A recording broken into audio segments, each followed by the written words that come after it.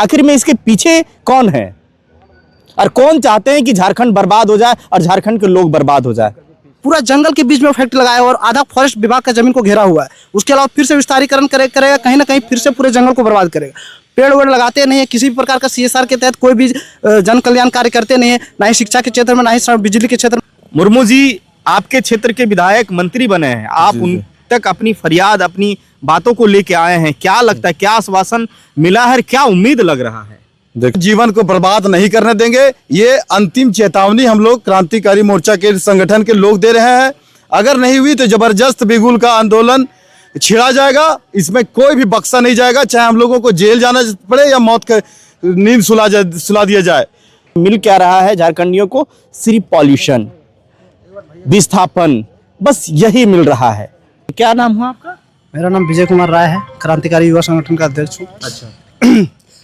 मेरा कहना है कि किसी भी क्षेत्र में जो है फैक्ट्री लगाने का उद्देश्य होता है उस क्षेत्र का विकास करना, उस क्षेत्र में रोजगार उपलब्ध कराना।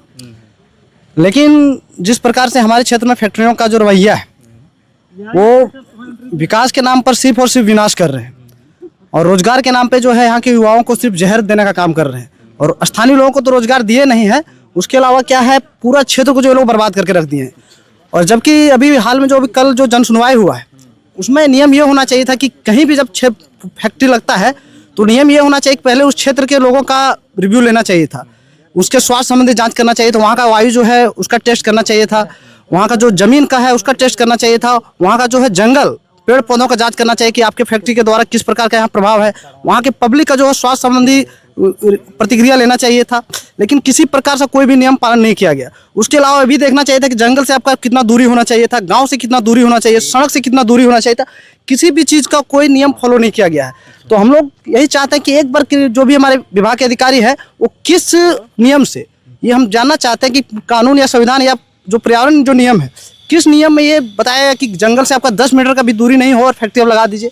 हम लोग ये जो मोंगिया पावर का विस्तारीकरण किया जा रहा है जंगल से, जबकि कम से कम 250 या 500 मीटर की दूरी होनी चाहिए, लेकिन ये पूरा जंगल के बीच में फैक्ट्री लगाया गया है और आपका एक 5 मीटर का भी डिस्टेंस नहीं है। तो कहीं ना कहीं अभी जो विस्तारीकरण किया जाएगा इसमें भी पूरा जंगल को काट करके किया जाएगा। हम लोग खुलेआम बोल रहे हैं कि आप एक बार जांच करके देखिए। विभाग के अधिकारियों को मैं आपके चैनल के माध्यम से कहना चाहूंगा कि एक बार हमारे क्षेत्र का एक बार जांच करिए, भ्रमण करिए और एक बार जो फैक्ट्री आप पहुंच जा रहे मोंगिया पावर लग रहा है उसका पहले आप देखिए कि वो किस जगह पे लग रहा है। वो पूरा जंगल के बीच में फैक्ट्री लगाया और आधा फॉरेस्ट विभाग का जमीन को घेरा हुआ है। उसके अलावा फिर से विस्तारीकरण करेगा, कहीं ना कहीं फिर से पूरे जंगल को बर्बाद करेगा।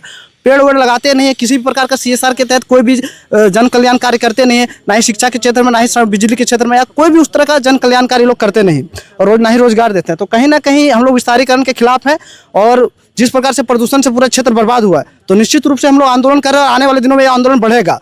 कहीं ना कहीं विद्रोह का बिगुल बच चुका है। अगर ये कंपनी अगर बैठती है तो निश्चित रूप से ये जो अभी आंदोलन हम लोग क्या बोलते हैं संवैधानिक रूप से करें, लेकिन अगर ये फैक्ट्री का अगर विस्तारीकरण होता है तो निश्चित रूप से आने वाले दिनों में हम लोग सड़क पर उतरेंगे और पुरजोर आंदोलन करेंगे।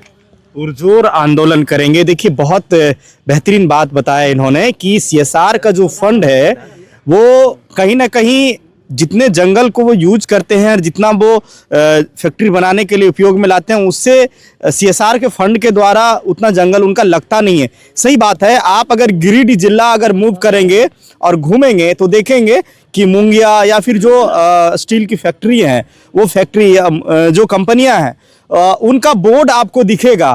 नगर निगम के किनारे में आपको लगा हुआ मिलेगा, मुंगिया फाउंडेशन या कुछ है, नाम नहीं पता, लेकिन वो आपको मिलेगा। यानी कि मुंगिया ने CSR का फंड भी अपने संस्था को देगा ताकि वो अपने अनुसार उसको हैंडल कर सके। देखिए ये एक बात और बताया कि फिर से बिगुल फूकेगा और जन विद्रोह जो है आंदोलन शुरू होगा फैक्ट्रियों के खिलाफ में। ये चीजें हैं। हालांकि देखिए क्या पहल हो पाता है। मंत्री जी से मिलने आए हैं, क्या पहल करते हैं। गिरिडीह विधानसभा से विधायक हैं सुदीप कुमार सोनू और यहाँ से जीतने के बाद मंत्री भी बने हैं। क्या पहल हो पाती है, कितनी बातें इन जनता की सुनी जाएगी, युवाओं की सुनी जाएगी, क्या लगता है? दादा क्या नाम हुआ आपका? प्रधान मुर्मू है। मुर्मू जी आपके क्षेत्र के विधायक मंत्री बने हैं, आप उन तक अपनी फरियाद, अपनी बातों को लेके आए हैं, क्या लगता है, क्या आश्वासन मिला है, क्या उम्मीद लग रहा है? देखिए यहाँ फैक्ट्री प्रबंधन जो है पहले जब जिस समय विधायक थे उस समय भी माननीय विधायक ने पहल किया था जिसमें मात्र 10 दिन कंट्रोल किया गया। 10 दिन के बाद फिर पुनः चालू कर दिया गया। अच्छा। पुनः चालू कर दिया गया। इसके बाद फिर हम लोग उससे मिलने के लिए जाते हैं तो सिर्फ बोलता है कि देखिए हम जब जाते हैं तो सिर्फ प्रशासन जो जाकर जांच टीम जो आती है वो पॉकेट गरम करके चला जाता है। यहाँ पर विधायक का भी नाम बदनाम उस समय हो गया था, अच्छा अच्छा। क्योंकि मात्र 10 दिन कंट्रोल हुआ। और उसके बाद जैसे ये फैक्ट्री प्रबंधन लोग उसके द्वारा जनता को शोषण करने का जो तरीका है वो बड़ी अलग तरीका है। क्योंकि जिस समय फैक्ट्री लगाया जाता था उस समय इतना लॉलीपॉप दिया गया, हमारे बुजुर्गों को आश्वासन दिया गया कि लोकल में रोजगार मिलेगा। जमीन घेरने के बाद जब तक घेरा नहीं जाता तब तक लोकल लोगों को रोजगार मिला, उसके बाद रोजगार का नाम ही नहीं है। रोजगार स्थानीय लोग को मिला है या मिला है तो कौन सा ग्रेड का मिला है? स्थानीय लोगों को सिर्फ स्पंज आयरन अनलोड करने का काम, नाली साफ करने का काम। अच्छा। मैंने सीधा सीधी जो है ना अकुशल मजदूर को, अकुशल मजदूर को, और जो बढ़िया काम जो होता है वहाँ बाहर से ला करके काम कराया जाता है। बाहर से काम कर। प्रदूषण की मामले पर हम यह कहना चाहेंगे उसमें, क्योंकि हम भुक्तभोगी हैं।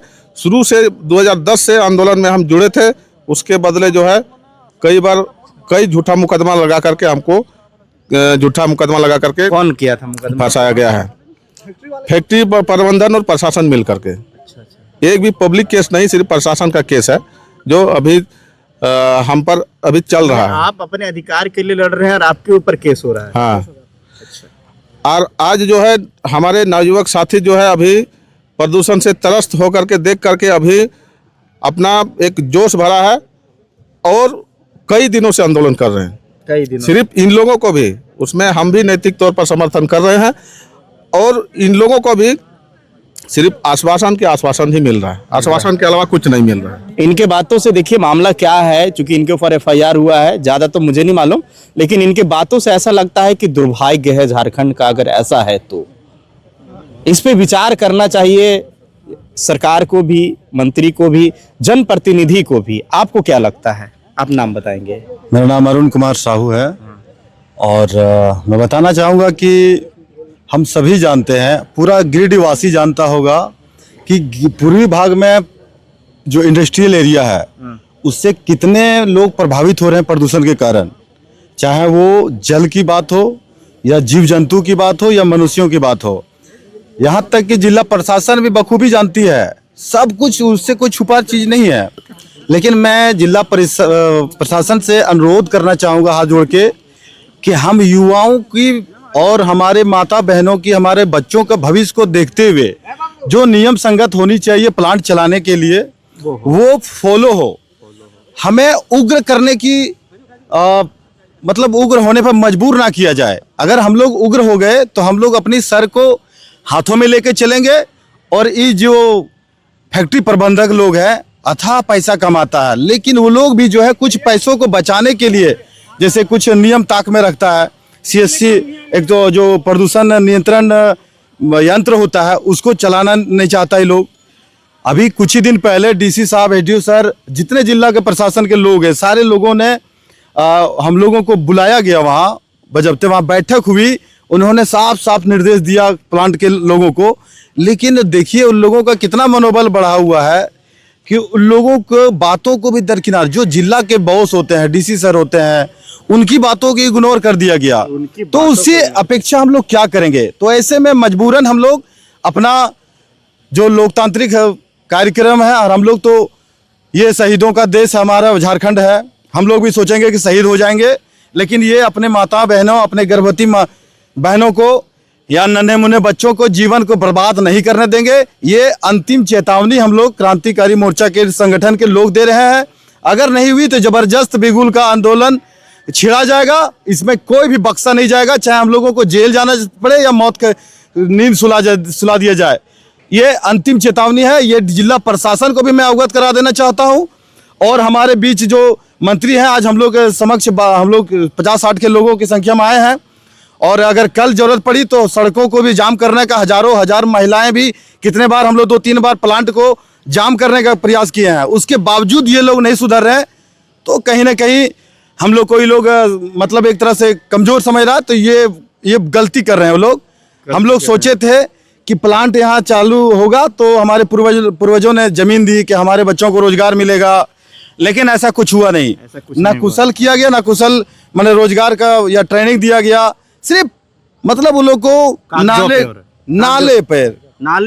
नाले साफ का सफाई करने का काम करवाओ। ये लोग मजदूर है, 200-300 टका दे दो। 12 घंटा में 300 रुपया देता है। अच्छा बताइए, 12 घंटा में 300 रुपया। अब 300 में 24 दिन ही काम मिलेगा, तो 8,000-9,000 कमाएगा तो खाएगा क्या? और अभी बीमार हो जाएगा। एक बार में 2,000-3,000 बीमारी में खर्चा हो जाता है, छोटी छोटी बीमारियों में।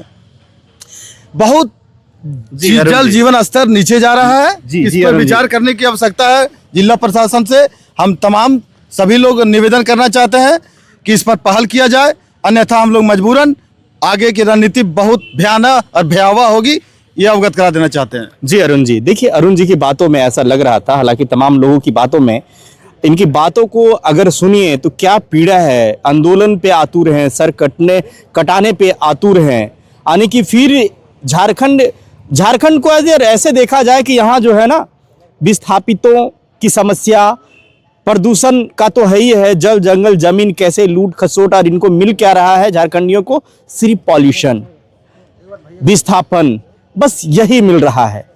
हालांकि मंत्री जी के पास आए हैं, मंत्री जी के बाद अब सरकार में मंत्री हैं, सरकार इनकी है, क्या पहल होती है? जबकि जिला प्रशासन की बात भी फैक्ट्री के ऑनर नहीं सुनते। आखिर में किनके संरक्षण में ये काम हो रहा है? कौन है इसके पीछे का जो बॉस है, वो कौन है? किनके संरक्षण में है? जब एक डीसी की बात नहीं सुन रहे हैं, जनप्रतिनिधि कहते हैं तो 10 दिन के लिए बंद करते हैं, उसके बाद फिर से वही शुरू हो जाता है। आखिर में इसके पीछे कौन है और कौन चाहते हैं कि झारखंड बर्बाद हो जाए और झारखंड के लोग बर्बाद हो जाए? हालांकि ये सवालों के साथ खोज के आप तक देता रहूंगा। मिलूंगा अगली कड़ी में। जोहार। बहुत लंबा हो गया भैया, हम चाह रहे थे ना